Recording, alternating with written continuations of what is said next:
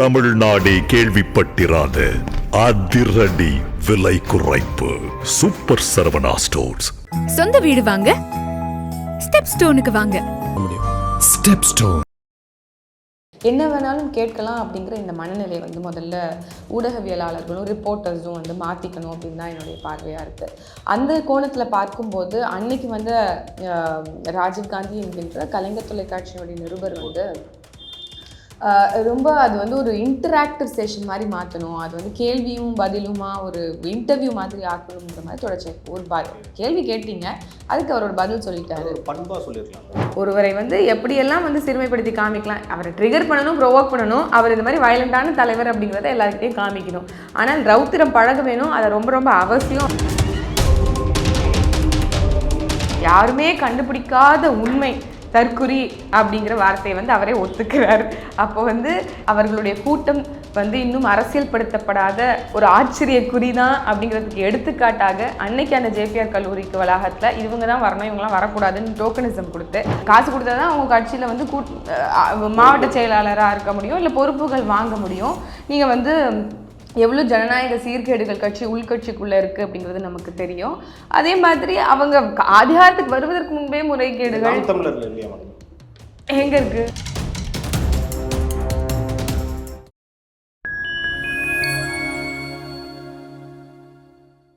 Fine time media நேயர்களுக்கு வணக்கம். இன்று நம்மோடு இணைந்திருப்பவர் நாம் தமிழர் கட்சியை சேர்ந்த ஃபாத்திமா ஃபர்ஹானா அவர்கள். வாருங்கள், அவரிடம் அரசியல் சார்ந்த பல்வேறு கேள்விகளை முன்வைக்கலாம். வணக்கம் மேடம், எப்படி இருக்கீங்க?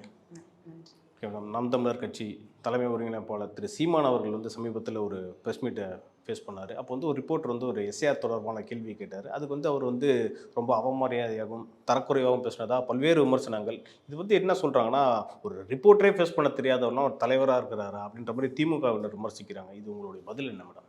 இல்லை, அப்படி மேம்போக்க பார்த்துட முடியாது அந்த சம்பவத்தை. காரணம் என்ன அப்படின்னா, தொடர்ச்சியாக செய்தியாளர்கள் சந்திப்பை எந்த இடத்துலையுமே தவிர்க்காமல் அவங்களுக்கு மிகுந்த மரியாதையை கொடுத்து எப்போது மைக் கொண்டு நீட்டி கேள்விகளை கேட்டாலும் அதை தவிர்க்காமல் பதில் சொல்லக்கூடிய சமகாலத்தில் எந்த தலைவரையும் நீங்கள் சொல்ல முடியாது. ஆனால் அப்படித்தான் தாய்மாமன் சீமான் அவர்கள். நீங்கள் இப்போ திருச்சியில் ஒரு நிகழ்வு இருக்குது, கலந்தாய்வு போகிறாரு அப்படின்னா இங்கே ஏர்போர்ட்டில் சென்னையில் ஒரு தடவை கேட்பாங்க, அங்கே இறங்கினதுக்கப்புறம் ஒரு தடவை கேட்பாங்க, கலந்தாய்வில் ஒரு தடவை கேட்பாங்க, அதுக்கப்புறம் கூட்டம் நடந்ததுன்னா கூட்டத்துக்கு முன்னாடி ஒன்று, அதுக்கப்புறம் காரில் ஏற போகும்போது ஒன்றுன்னு பல முறைகளில் பத்திரிகையாளர்கள் கேட்பாங்க. பலரும் சீமான் அவர்கள் ரொம்ப ட்ரெயின்ட் அவுட்டாக இருப்பாங்க அந்த சமயம். அதாவது ஃபுல் டே ஃபுல் எக்ஸாஸ்டாக ஆன அந்த தருணத்தில் கூட அவங்க இவ்வளோ நேரம் நிற்கிறாங்களே, கேட்டுட்டாங்களே அப்படிங்கிறதுக்காண்டி அந்த மைக்குக்கு முன்னாடி கேட்கக்கூடிய கேள்விகளுக்கு புறமிட்டுக்கிட்டு இன்றைக்கி சமகாலத்தில் இருக்கக்கூடிய இந்த தலைவர்கள் மாதிரி ஓடாமல் என்ன கேள்வி கேட்டாலும் பதில் சொல்லக்கூடிய தலைவர் சீமான் அவர்கள்.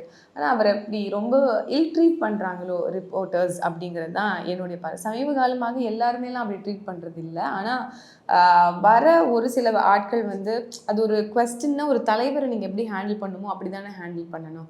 இப்போ எல்லா தலைவரும் இதே மாதிரி ஹேண்டில் பண்ணுவீங்களா? அந்த ஒரு கேள்விக்கு இவர் எல்லாத்துக்கும் பதில் சொல்கிறாரு. உங்களுக்கு ஈஸியாக இருக்குது அவர் அப்ரோச் பண்ணுறது. அவர் ஒரு அப்ரோச்சபிளான லீடராக இருக்கார். இலகுவாக நீங்கள் கேள்வி கேட்கக்கூடிய அணுகக்கூடிய ஒரு தலைவராக இருக்காருங்கிறனால என்ன வேணாலும் கேட்கலாம் அப்படிங்கிற இந்த மனநிலை முதல்ல ஊடகவியலாளர்களும் ரிப்போர்ட்டர்ஸும் மாற்றிக்கணும் அப்படின்னு தான் என்னுடைய பார்வையாக இருக்குது. அந்த கோணத்தில் பார்க்கும்போது அன்னைக்கு ராஜீவ்காந்தி என்கின்ற கலைஞர் தொலைக்காட்சியினுடைய நிருபர் ரொம்ப அது ஒரு இன்டராக்டிவ் செஷன் மாதிரி மாற்றணும், அது கேள்வியும் பதிலுமா ஒரு இன்டர்வியூ மாதிரி ஆக்கணுங்கிற மாதிரி தொடர்ச்சி. ஒரு கேள்வி கேட்டீங்க, அதுக்கு அவரோட பதில் சொல்லிட்டாரு. பண்பாக சொல்லியிருக்கலாம். ரவுத்திரம் பழகும் பதில் சொல்லியிருக்காங்க. எல்லாத்துக்கும் நான் ஒரு ஆக்ட் தான் பண்ணுவேன், மற்றவங்கள மாதிரி ஆக்டும் பண்ணலை. நான் எல்லாருக்கும் பதில் சொல்கிறேன், எல்லா இடத்துலையும் கேள்விகளுக்கு நான் எதிர்கொள்கிறேன். யாரை மாதிரியும் உங்களுக்கு பதில் சொல்ல முடியாதுனோ இல்லை நோ கமெண்ட்ஸ்னோ அப்படிலாம் சொல்லிட்டு போகாமல் எல்லாத்துக்கும் என்னுடைய நிலைப்பாடு என்னன்னு சொல்கிறேன். நான் ஒரு தடவை சொன்னதுக்கப்புறம் அரசு தேர்தல் ஆணையம் சொல்லி நடக்குதா இல்லை தேர்தல் ஆணையம் சொல்லி அரசு நடக்குதா அப்படிங்கிற கேள்வியை அது ஒரு பதிலாக தான் நம்ம எடுத்துக்கணும். நியாயமாக பார்த்தா அந்த கேள்விக்கு யாராவது பதில் சொல்ல முடியுமா? அப்போது அந்த பதிலை அது சிந்தனையை தூண்டக்கூடிய வகையில் எழுப்பப்பட்ட அந்த கேள்வியை மக்கள் மத்தியில் விட்டுறணும். ஆமாம்ல, இது சரிதானே, ஏன் அவர் இப்படி கேட்கணும்? ஏன்னா இன்னைக்கு எஸ்ஐஆர் என்பது ஜனநாயக படுகொலை, அதை பாஜக ஒன்றே செய்யுது. அப்போ மீண்டும் அதற்கு வந்து ஒத்திசைவு கொடுக்கக்கூடிய திராவிட முன்னேற்ற கழகத்தினுடைய அரசு இந்த மண்ணில் நீங்கள் எதிர்க்கிறோம், பாஜக வந்துடக்கூடாதுன்னு நினைக்கக்கூடிய நீங்கள் எதிர்க்கிறதுனா எப்படி? சும்மா முன்னாடி மக்களுக்கு முன்னாடி எதிர்க்கிறோம்னு சொல்லிட்டு பின்னாடி அதை நடைமுறைப்படுத்துவது எதிர்ப்பா அப்படிங்கிற ஒரு தார்மீகமான கேள்வி இருக்கு. அதை உடைச்சு அதை அம்பலப்படுத்தி நம்ம கேள்வியா எழுப்புறோம். சிந்தனைக்கு மக்கள் கிட்ட விட்டுறணும். அதை விட்டுட்டு நீங்க திருப்பியும் ஒருத்தவங்களை வந்து என்ன சொல்றது, கோபம் ட்ரிகர் பண்ற அளவுக்கு மேற்கொண்டு அவரை வந்து ஏன் நீங்க வந்து மரியாதையா பேச மாட்டீங்களா அப்படின்லாம் ஒரு தலைவரை பார்த்து நீங்க கேட்பீங்களா? நீ முதல்ல மரியாதையே கொடுக்கல, நீ முதல்ல மரியாதையாவே நடத்தல ஒரு தலைவரை. 8.22 விழுக்காடு வச்சு இவ்வளவு தூரம் வளர்ச்சி பெற்றிருக்க ஒரு அரசியல் கட்சியில் 1/4 விழுக்காடும் 1 விழுக்காடும் அப்படின்னு நான் குறைத்து மதிப்பிடல, இருந்தாலும் மற்ற தலைவர்களை நீங்க வந்து இந்த மாதிரி நடத்துவீங்களா? அதாவது இவர் வந்து ரிப்போர்ட்டர் தான் இப்படி பண்ணாரு, தரக்குறைவா பேசுறாரு, அவமரியாதை செய்யறாருன்றாங்க. ஆனா வந்து கட்சியில் இருக்க தொண்டர்களே சீமான் அவர்கள் வந்து பல பேர்கிட்ட இப்படிதான் பண்றான்ற மாதிரி விமர்சனமும் பல பேர் சொல்லிட்டு இருக்காங்க. எங்க கட்சியினுடைய தலைமை ஒருங்கிணைப்பாளர் எப்படி எல்லார்கிட்டையும் அணுகுவாருன்னு எங்களுக்கு தெரியும். விமர்சனங்களுக்கு எல்லாத்துக்கும் பதில் சொல்லிக்கிட்டு இருந்தோம்னா அது நேரம் விரையும் அப்படின்னு தான் நான் நினைக்கிறேன். இவரை மாதிரி ஒரு உங்களுடைய கட்சி, உங்களோட கட்சினா திமுகவிலையோ அதிமுகவிலையோ இல்லை புதிதாக வந்திருக்கக்கூடிய கட்சியிலோ எந்த ஒரு கட்சியிலையோ கடைக்கோடி ஒரு தொண்டருடைய ஒரு உறுப்பினருடைய அழைப்படுத்தி பேசுவாரா ஒரு தலைவர்? எங்கள் தலைமை செய்யும். யார் எங்கேருந்து எந்த இடத்துலேருந்து கூப்பிட்டாலும் இவ்வளவு நெருக்கடியான சூழல்லையும் ஏதாவது ஒரு பதிவு வந்திருக்கு அப்படின்னா அந்த பதிவுக்கு பதில் போடக்கூடிய ஒரு தலைவரை பார்த்துருக்கீங்களா? எங்கள் தலைமை செய்யும். அந்த மாதிரியான ஒரு ஜனநாயக பண்பை கொண்ட ஒரு அரசியல் கட்சி தலைவரை போகிற போக்கில் விமர்சிக்கிறவங்க விமர்சிச்சுக்கட்டும், எங்களுக்கு தெரியும் அவர் யாரு அப்படிங்கிறது தான் நான் சொல்றேன். இப்போ சமீப காலமாக வந்து இப்போ ரிப்போர்ட்டர்ஸ் வந்து திரு சீமான் அவர்களை டார்கெட் பண்ணுறாங்கன்றீங்களா மேடம்? இல்லை, எல்லாரும் இல்லை. ஆனால் இன்னைக்கு ஒன்றிய அரசை சார்ந்த ஊடகங்களாக இருக்கட்டும், இல்லை மாநில அரசை சார்ந்த ஊடகங்களாக இருக்கட்டும், கார்னர் பண்ணுங்கிறதுக்காண்டி ட்ரிகர் பண்ணுங்கிறதுக்காண்டி எழுப்பப்படக்கூடிய கேள்விகள் அது விவாதங்களாக மாற்றணும்னு நினைக்கிறாங்க. எல்லா தலைவர்களும் இதே மாதிரி வரிசையில் வந்து வைத்து பார்ப்பதில்லை.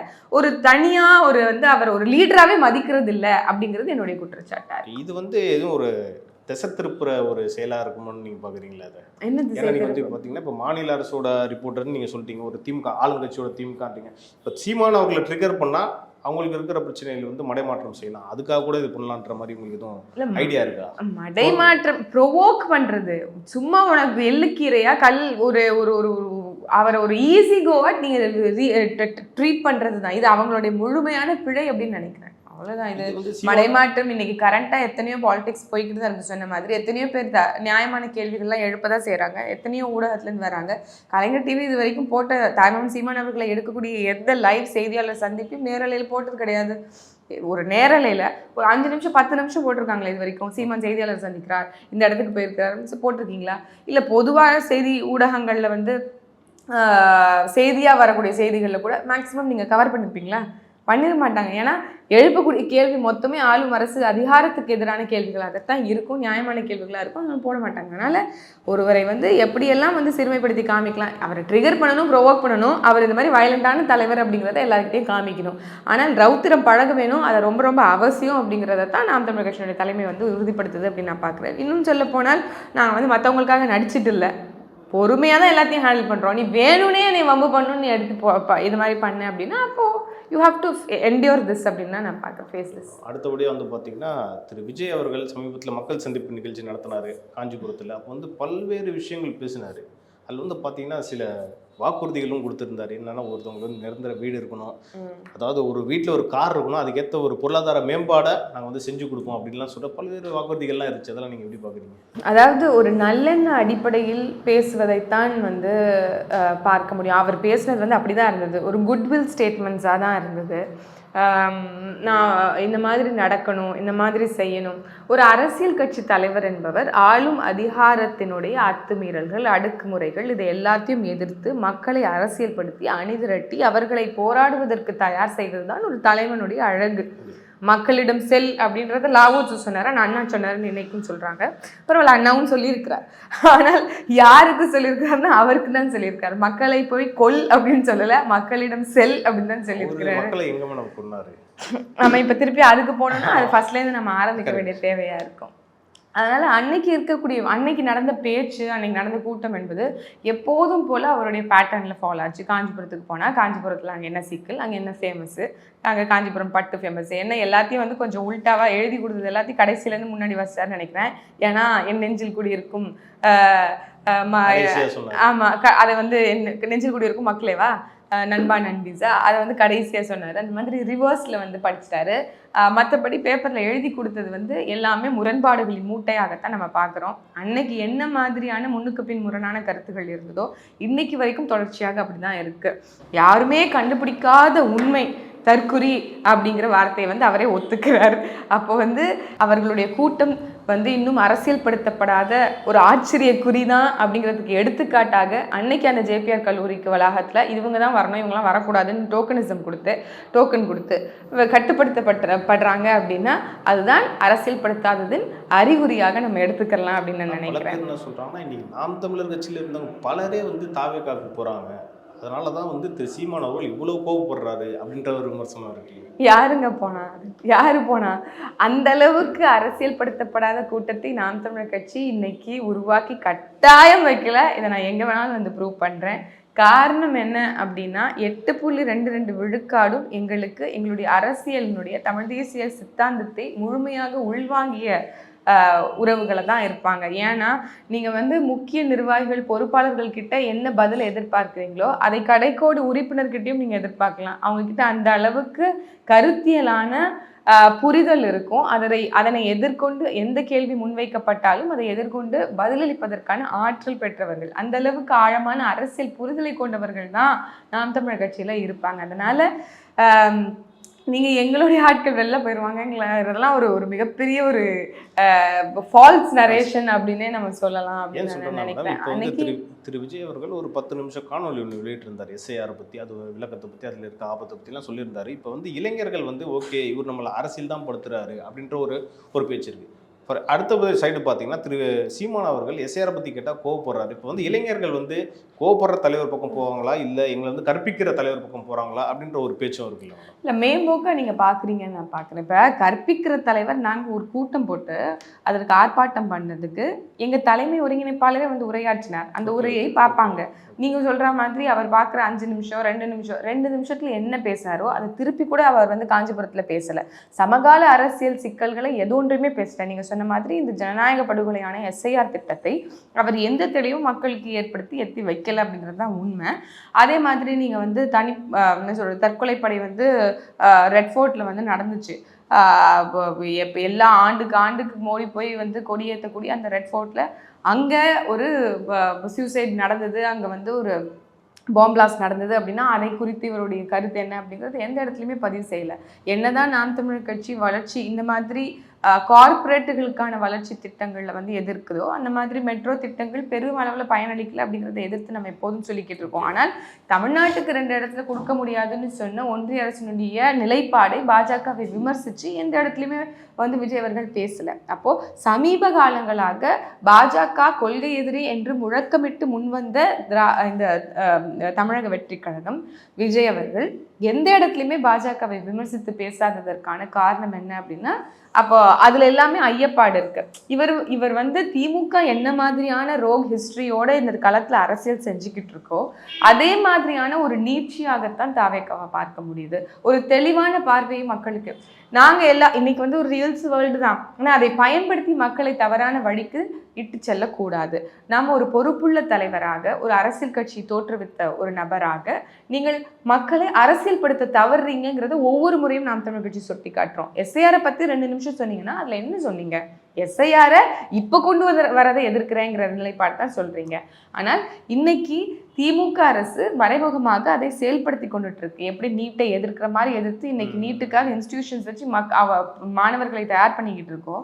அந்த மாதிரி எஸ்ஐஆரை எதிர்க்கிற மாதிரி எதிர்த்து அதற்கான வேலைகளை உடனடியாக முடுக்கி விட்டது இதே திராவிட முன்னேற்ற கழக அரசு. அதை நீங்க எப்படி எதிர்க்கிறீங்க அப்படிங்கிற புரிதலை மக்களுக்கு நீங்க எத்தி வைக்கல. இது ஒரு ஜனநாயக படுகொலை மட்டும் இல்லை, மாநில சுயாட்சிக்கும் எதிரானது அப்படிங்கிறது தான் இதில் நம்ம வந்து நீங்கள் சோசியலிச மதச்சார்பற்ற ஒரு அரசை நிறுவுவோம் அப்படின்னு சொல்கிறீங்க.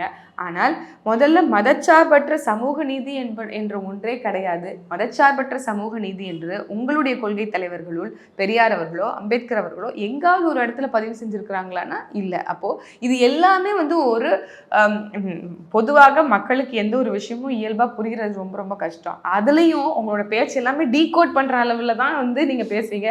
ஏற்கனவே ஒருத்தர் அப்படி தான் பேசி போயிட்டாரு. இன்றைக்கும் வந்து மக்கள் புரிந்து கொள்ள முடியாத அளவுக்கு ஒரு அரசியலை செய்து வெற்றி பெற்ற முடியும் உங்களுடைய முகத்தை வைத்து, உங்களுடைய மாஸ் அப்பியரன்ஸை, உங்கள்கிட்ட இருக்கக்கூடிய திரை கவர்ச்சி, இந்த பிம்பங்களை வைத்து மட்டும் நான் மீண்டும் வந்து அரியணை ஏறிடுவேன், ஒப்பனையை கலைத்தவுடன் அரியணைக்கு ஏறி விடுவோம் அப்படிங்கிற இந்த எண்ணம் வந்து ரொம்ப ரொம்ப ஆபத்தானது அப்படிங்கிறத தான் நம்ம சுட்டி காட்டுறோமே தவிர்த்து கட்டாயம் இளைஞர்கள் வந்து இதை ஆய்வு செய்வார்கள். எல்லாரும் மேம்போக்கா வாக்கு செலுத்துவதை நாம் தமிழர் கட்சி வரவேற்கல. அதை கட்டாயம் நாங்கள் எதிர்க்கிறோம். நாம் தமிழர் கட்சியும் சரி, நாம் தமிழர் கட்சியை ஆதரிக்கக்கூடியவர்களும் சரி, நாங்கள் இளைஞர்கிட்ட சொல்றது என்ன அப்படின்னா, உங்களுடைய தலைவர் யாராக இருக்கணும், ஒரு புடவை வாங்கும் போது நீங்க எப்படி நல்ல புடவையா 4-5 கடைக்கு ஏறி இறங்குறீங்களோ, நீங்க எப்படி ஒரு பேண்ட் சட்டெல்லாம் வாங்கும்போது ஒரு 4-5 கடைக்கு ஏறி இறங்குறீங்களோ, ஒரு நல்ல வாட்ச் வாங்கணும் அப்படின்னா 4 பிராண்டை தேடுறீங்களோ, ஆய்வு பண்றீங்களோ, அதோட ஸ்பெக்கை பார்க்குறீங்களோ, அந்த மாதிரி நீங்க உங்களுடைய அரசியல் கட்சியினுடைய தலைவரை, உங்களை ஆள போகக்கூடிய அந்த தலைவரை, 5 ஆண்டுக்கு உங்களை வந்து ஆள போற இந்த அரசை நிர்வகிக்க போற தலைவரை மிகுந்த கவனத்தோடு ஆய்வு செய்து அவர் சரியானவரா, என்ன கோட்பாடுகளை முன்வைக்கிறார், என்ன கொள்கைகளை முன்வைக்கிறார், என்ன தொலைநோக்கு திட்டத்தை முன்வைக்கிறார், என்ன மாதிரியான வளர்ச்சி திட்டங்களை இவர் கொண்டு வருவார், இவருடைய செயல்கள் எப்படி இருக்கு, இவருடைய மக்கள் பிரச்சனைகளுக்கான நிலைப்பாடு எப்படி இருக்கு, மக்கள் சார்ந்த பிரச்சனைகளுக்கு களத்தில் இறங்கி போராடக்கூடிய நபரா அப்படின்னு எல்லாவற்றையும் ஆய்வு பண்ணி வாக்கு செலுத்தணும். அந்த வாக்கு எங்களுக்கு போதும், சாதி பார்த்து போடுற ஓட்டு எங்களுக்கு தீட்டு அப்படிங்கிற எல்லா கருத்துக்களையும் இந்த மண்ணில் மிக மிக முன்னாடியே வைத்தவர் எங்களுடைய தலைமை ஒருங்கிணைப்பாளர் தான் சிவன். அதனால இளைஞர்களுக்கு வந்து இன்னைக்கு இருக்கக்கூடிய இளைஞர்கள் ரொம்ப வன்பட்ட படித்த பக்குவப்பட்ட இளைஞர்களாக இருக்காங்க. ஒவ்வொரு ஊடகத்துலையும் வந்து கேள்வி கேட்கும்போது இந்த அளவுக்கு கவனிக்கிறாங்கிறதே வந்து பெருமையா இருக்கிறதுனால நாம் தமிழர் கட்சியினுடைய வாக்காளர்கள் அறிவார்ந்தவர்கள்.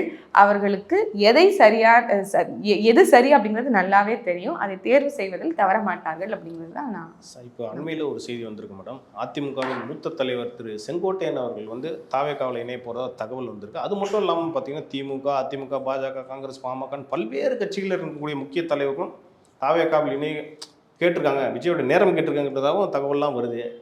இப்ப கொள்கை இருக்குது அப்படின்னா இவங்க யாருமே இந்த மாதிரி கட்சி தாவ மாட்டாங்க. கொள்கையின் அடிப்படையில பாத்தீங்க அப்படின்னா திமுகவுக்கும் அதிமுகவுக்கும் பெரிய வேறுபாடுகள் இல்லை. இங்க அண்ணா இருப்பார், அங்க அண்ணா இருக்க மாட்டார், கொடியிலங்கிறது மட்டும்தான் வித்தியாசமே தவிர்த்து 2 பேருமே வந்து அண்ணாவினுடைய கொள்கைகளை உள்வாங்கியவர்கள் தான் அப்படின்னு நம்ம பாஜகவினர் கூட தாவேக்காவுக்கு வரப்போறதா கூட இப்போ அது வந்து ஒரு பஃபர் ஆயிடுச்சு. இப்போ வந்து அவங்களுக்கு இருக்கக்கூடிய கூட்டம் வந்து ஒரு பெரிய ஒரு இவங்க எல்லாம் அட்வான்டேஜாக நினைக்கிறாங்க.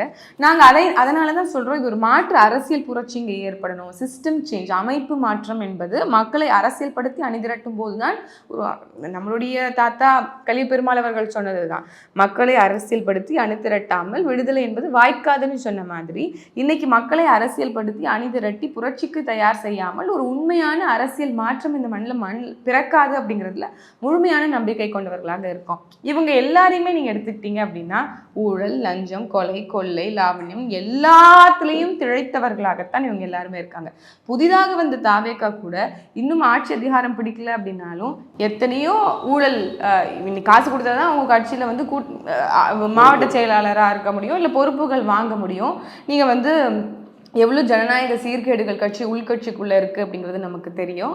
அதே மாதிரி அவங்க அதிகாரத்துக்கு வருவதற்கு முன்பே முறைகேடுகள் எங்கே இருக்குது சொல்லுங்கள், எங்கே இருக்குது, எங்கே முறைகேடுகள்? நாங்கள் என்ன ஊழல் பண்ணோம், நாங்கள் மண்ணை வாரி எடுத்துகிட்டு போனோமா, இல்லை நாங்கள் வந்து மரங்களை வெட்டி சாய்ச்சோமா, நாங்கள் வந்து ஆற்றுல இருக்கக்கூடிய மணல்களை எடுத்து திருடிட்டு போனோமா, நாங்கள் என்ன செஞ்சோம், இல்லை பொறுப்புகளுக்கு வந்து காசு வாங்கினோமா, இல்லை வேட்பாளராக நிற்கணும் அப்படின்னா இந்த தகுதி இருக்குன்னு எதையாச்சும் சொன்னோமா? எளிமையான பின்புலத்தில் இருக்கக்கூடிய எத்தனை வேட்பாளர்கள் நாம் தமிழர் கட்சியில் இருக்காங்க? இன்னைக்கு வரைக்கும் அரசியல் அதிகாரம் என்பது வெறும் எட்டாக்கனியாக இருந்த பல பட்டியலின சமூக மக்களுக்கு பல பிற்படுத்தப்பட்ட பாதிக்கப்பட்ட விளிம்பு நிலையில் இருக்கக்கூடிய சமூக மக்களுக்கு அரசியல்ல தேர்தல் களத்துல சம வாய்ப்பு அளிக்கணும், எல்லாருக்கும் சமூக நீதி என்கின்ற அடிப்படையில் அதிகாரம் வருவதற்கு முன்பாகவே அவர்களுக்கு ஒரு வாய்ப்பை நம்ம கொடுத்துடணும் அப்படின்ட்டு தேடி தேடி பார்த்தவர்களுக்கு வாய்ப்பு வழங்குறோமே, இது முறைகேடா? இது அதிகாரத்துக்கு வரதுக்கு முன்னாடியே பண்ணக்கூடிய சீர்கேடுகள் அப்படின்னு நினைக்கிறீங்களா? அந்த பட்டியலில் இதை சேர்ப்பீங்களா? கட்டாயம் இல்லை. ஆனால் இப்போ புதிதாக வந்திருக்கக்கூடிய தாவேக்காக்கு இது எல்லாமே இருக்க கோட்பாட்டில் அப்படின்னா கட்டாயம் இல்லை. அவர்கள் வருவதற்கு முன்பாகவே பல முறைகேடுகளுக்குள்ளே ஈடுபட்டு இருக்காங்க அப்படின்றது தான் உண்மையாக இருக்கு. அடுத்தபடியாக பார்த்தீங்கன்னா, இப்போ நாம் தமிழர் கட்சினா தொடர்ந்து விஜய் அவர்களை வந்து விமர்சிக்கிறீங்க. ஆனால் பதிலுக்கு அவர் வந்து நாம் தமிழர் வந்து கண்டுக்கவே மாட்டான்ற அந்த ஒரு பார்வை இருக்கு. ஏன்னா அவருக்கு தெரியும் எங்களை தொட்டா அவர் இல்லாமல் போயிடுவாருன்னு அவருக்கு தெரியும். அந்த பயம் அவருக்கு இருக்கு.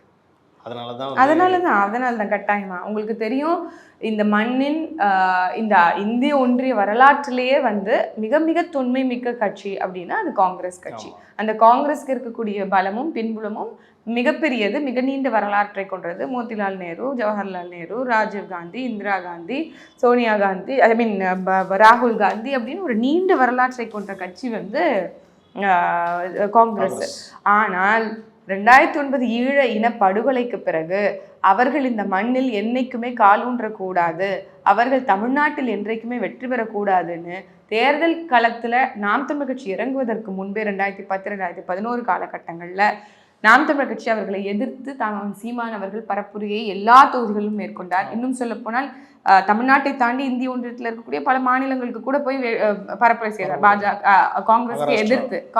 காங்கிரஸை எதிர்த்து அப்படி கிட்டத்தட்ட 60 தொகுதிகளில் 58 தொகுதிகளில் காங்கிரஸை வீழ்த்தியதில் முக்கிய பங்கு தாங்க சீமானவர்களுக்கு தான் இருக்கு. அன்னையிலேருந்து இன்னைக்கு வரைக்கும் காங்கிரஸால தமிழ்நாட்டில் எழ முடியல, இன்னைக்கும் கரைந்து கொண்டு தான் இருக்கிறது. கடந்த முறை சிபிஐ வந்து விசாரணை நடத்திக்கிட்டு இருக்கும் போது மேலே பேச்சுவார்த்தையில் 63 சீட்டு வாங்கின காங்கிரஸ் இன்னைக்கு தேஞ்சு என்ன சொல்றது, கழுத தேஞ்சு கட்டெரும்பு கதையா வெறும் 16 சீட்டில் தான் நிற்கிறாங்க, வெற்றி பெற்று இருக்கிறாங்க.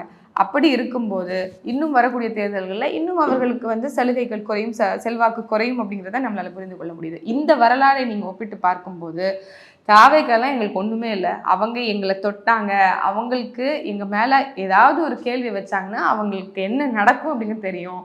அதனால அவர்கள் வந்து அந்த அச்சத்தில் அமைதியாக இருக்கிறாங்கிறது தான் உண்மை. இறுதி ஒரு கேள்வி மேடம், சட்டமன்ற தேர்தல் நெருங்கிருச்சு, நாம் தமிழர் கட்சிகளோட செயல்பாடுகள்லாம் எப்படி இருக்கு மேடம்? நாம் தமிழர் கட்சியினுடைய செயல்பாடுகள் ரொம்ப சிறப்பாக போய்கிட்டு இருக்கு. 234 தொகுதிகளிலையும் தேர்தலுக்கான பணிகள் வந்து முன்னெடுக்கப்பட்டு வேட்பாளர் கூட சில தொகுதிகளில் இல்லை, கிட்டத்தட்ட 150க்கும் மேற்பட்ட தொகுதிகளில் நாம் தமிழர் கட்சியினுடைய வேட்பாளர்களை களமிறக்கி அறிவிச்சு இன்னைக்கு வேலைகளும் நடந்துட்டு இருக்கு.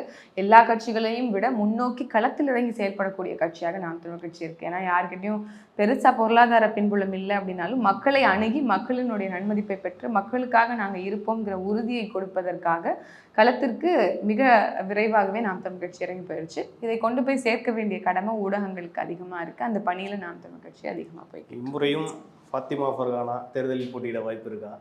ஆமாம், நாம் தமிழ் கட்சி சார்பில் நாகப்பட்டினம் சட்டமன்ற தொகுதியில் நிற்கிறேன். ஓகே மேடம், அரசியல் சார்ந்த பல்வேறு கேள்விகளில் நம்ம இன்னைக்கு பேசணும். இது குறித்து அடுத்தடுத்த நிகழ்ச்சிகள் இன்னும் நம்ம டீட்டெயிலாக பேசலாம். நன்றி மேடம். நன்றி.